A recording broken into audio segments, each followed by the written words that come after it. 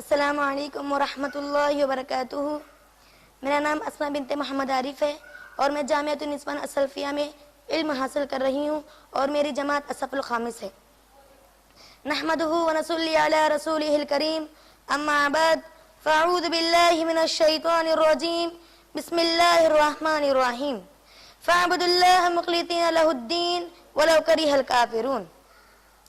معزز سامعین و سامعات، میری تقریر کا عنوان ہے اخلاص کی اہمیت و فضیلت۔ اخلاص دین کی بنیاد، عمل کی نیت، جنت میں دخول کا ذریعہ اور جہنم سے نجات کا پروانہ ہے اور تمام نیک کام کی اساس اور نچوڑ ہے۔ اخلاص کے معنی ہے کسی چیز کو پاک و صاف کرنا، کرنے کے بعد اس کو اخلاص کہتے ہیں۔ شرعی مفہوم اور معنی ہے کہ ہم اپنی عبادتوں اور نیتوں میں صرف اللہ رب العالمین کے لیے خاص کیا کریں۔ اخلاص کی حقیقت، اخلاص کے معنی، اخلاص دین کا حاصل، ایمان کی روح، جنت میں دخول کا ذریعہ اور جہنم سے نجات کا پروانہ ہے۔ اگر ہماری نیتوں میں اخلاص نہ ہو تو عند اللہ مقبول نہیں ہو سکتا۔ اسی لیے مذہب اسلام تمام مسلمانوں کا تقاضا کرتا ہے کہ وہ صرف اپنی نیتوں کو اللہ رب العالمین کے لیے خاص کیا کریں۔ اسی لیے مذہب اسلام تمام مسلمانوں کا تقاضا کرتا ہے کہ وہ صرف اپنی نیتوں کو اللہ رب العالمین کے لیے خاص کیا کرے۔ اگر ہماری نیتوں میں اخلاص نہ ہو تو عند اللہ مقبول نہیں ہو سکتا، اور اپنی نیتوں میں اللہ رب العالمین کے سوا دوسروں کو معبود ٹھہراتے ہیں تو وہ شرک اکبر کہلائے گا۔ جیسا کہ حدیث قدسی میں آتا ہے، حضرت ابو ہریرہ رضی اللہ عنہ سے روایت ہے کہ اللہ کے رسول اکرم صلی اللہ علیہ وسلم نے فرمایا، اللہ تعالیٰ فرماتے ہیں میں شرک سے بڑا بے نیاز ہوں اور میں اس شخص سے بڑا بے نیاز ہوں جو میرے علاوہ دوسروں کو معبود ٹھہراتے ہیں۔ اسی طرح حدیث میں آتا ہے کہ انما الاعمال بالنیات، بے شک اعمال کا دار و مدار نیتوں پر ہے۔ قرآن مجید میں اخلاص کی تعلیم دیتے ہوئے اللہ تعالیٰ دوسری جگہ ارشاد فرماتا ہے، وما امروا الا ليعبدوا الله مخلصين له الدين حنفاء۔ ہم نے ان کو کسی چیز کا حکم نہیں دیا گیا، صرف اس بات کا حکم دیا گیا کہ وہ صرف اللہ رب العالمین کے لیے عبادت کیا کرے اور اسی کے لیے یکسو ہو جایا کریں۔ اسی طرح اللہ تعالیٰ دوسری جگہ اخلاص کی تعلیم دیتے ہوئے ارشاد فرماتا ہے، فَاعْبُدُوا اللَّهَ مُخْلِصِينَ لَهُ الدِّينَ حُنَفَاءَ وَلَوْ كَرِهَ الْكَافِرُونَ۔ فَاعْبُدُوا اللَّهَ مُخْلِصِينَ لَهُ الدِّينَ وَلَوْ كَرِهَ الْكَافِرُونَ۔ پس اللہ رب العالمین کی عبادت کیا کرو اور اسی کے لیے عبادت کیا کرو اور اسی کے لیے دن کو خالص کیا کرو، جس کو کفار مشرکین ناپسند کیا کرتے ہیں۔ اسی طرح حدیث میں آتا ہے کہ انما الاعمال بالنیات وانما لكل امرئ ما نوى فمن كانت هجرته لله ورسوله فهجرته الى الله ورسوله۔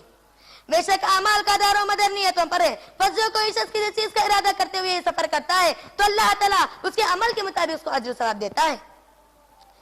عمل میں اخلاص کا اتنا بڑا مقام ہے کہ یہاں تک کہ شیطان بھی اللہ کے بندوں پر بس نہیں چلا سکتا۔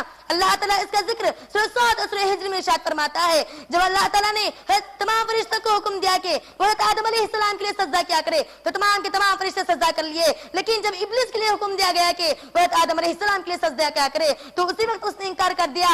اللہ تعالیٰ نے اس کو نعمتوں والی جنت سے نکال کر زمین پر دھتکار دیا تو اس وقت شیطان اللہ رب العالمین سے چیلنج کرنے لگا کہ میں تیری عزت کی قسم کھا کر کہتا ہوں میں ضرور بضرور تیرے بندوں کو بہکاؤں گا سوائے ان لوگوں کے جس کو تو نے خالص کر لیا ہے۔ نبی کریم صلی اللہ علیہ وسلم فرماتے ہیں کہ تم سے پہلے کی امتوں میں بھی 3 شخص ایسے تھے کہ وہ رات کے وقت سفر کرنے کے لیے نکلے تھے، اچانک انہیں رات مصیبت آ پہنچی، انہوں نے اپنی اخلاص کے ساتھ اللہ رب العالمین سے دعا کی ہے تو اللہ تعالیٰ نے ان کی اس اخلاص کی وجہ سے رات اس مصیبت کو ہٹا دیا۔ غیر مخلصانہ عمل کی حیثیت، عمل سے ہی انسان کو جنت اور جہنم ملتی ہے، عمل سے ہی انسان کو اجر و ثواب ملتا ہے۔ اگر ہمارے نیتوں میں اخلاص نہ ہو تو عند اللہ مقبول نہیں ہو سکتا۔